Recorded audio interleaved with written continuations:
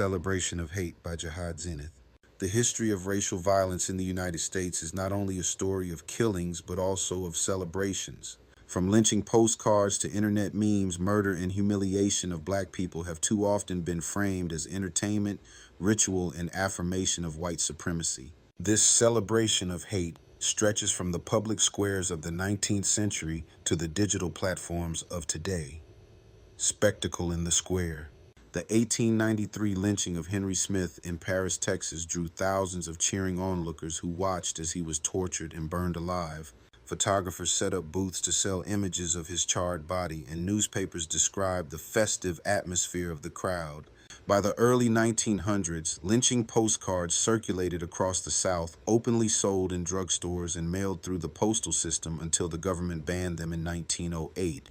The 1930 photograph of Thomas Shipp and Abram Smith hanging in Marion, Indiana, remains one of the most chilling reminders of how death itself became a community spectacle.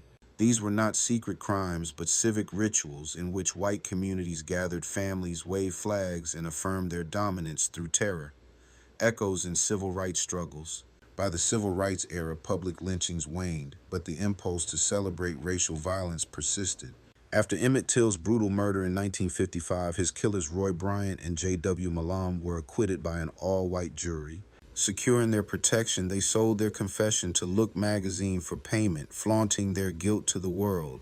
In Mississippi, many whites rallied behind them, treating the murder of a black teenager as a defense of their way of life.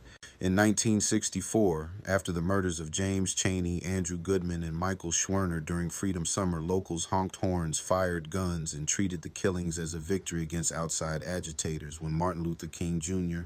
was assassinated in 1968, the nation erupted in grief and protest, but in private corners of white America, his death was welcomed as the silencing of a troublemaker. These moments reveal how hate survived even as formal lynching declined. Impunity as celebration. By the late 20th century, the spectacle shifted from hangings to courtrooms.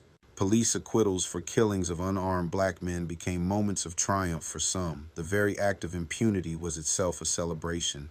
After Eric Garner's 2014 death, protesters wore "I Can't Breathe" shirts, while counter-marchers mocked him with "I Can Breathe."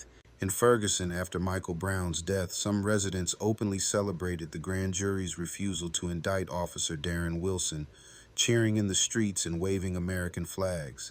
The courtroom replaced the square, but the applause for injustice echoed the same old ritual: Black Death as public affirmation of white power. Digital mockery. The square has become the screen. Trayvon Martin's 2012 killing spawned racist Trayvoning memes mocking his death with hoodies and Skittles. Michael Brown was caricatured online as a demon or a looter, justifying his killing in the digital imagination. 12-year-old Tamir Rice, shot for playing with a toy gun, was called a thug across message boards. After George Floyd's murder in 2020, LAPD officers were caught circulating a Valentine meme of Floyd with the caption, "You take my breath away." Across social media, hashtags and doctored images turned tragedies into punchlines.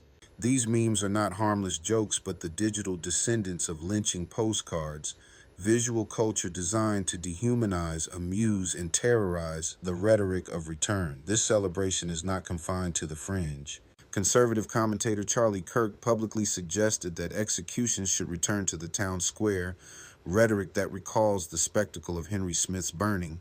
Such calls legitimize violence by casting it as tradition. Disturbingly, after Kirk's own death, white supremacists have marched with flags reading 1776, glorifying the era of America's founding when black people were legally reduced to 3/5 of a person. To them, the flag symbolizes not freedom but the preservation of racial hierarchy. Just as lynching crowds once waved banners and cheered, these modern rallies reveal how the ritual of celebration adapts to each generation's symbols. Conclusion. From postcards in Marion to memes about George Floyd, from the acquittal of Emmett Till's killers to the chants of white supremacist rallies, the pattern is clear. America has repeatedly turned Black Death into a public affirmation of power. Today, whether in online jokes, counter-marches, or nationalist rallies waving 1776 banners, hate continues to be celebrated in new forms. To confront it, we must name it for what it is, not justice, not patriotism, but a tradition of dehumanization that survives only because it is allowed to be cheered.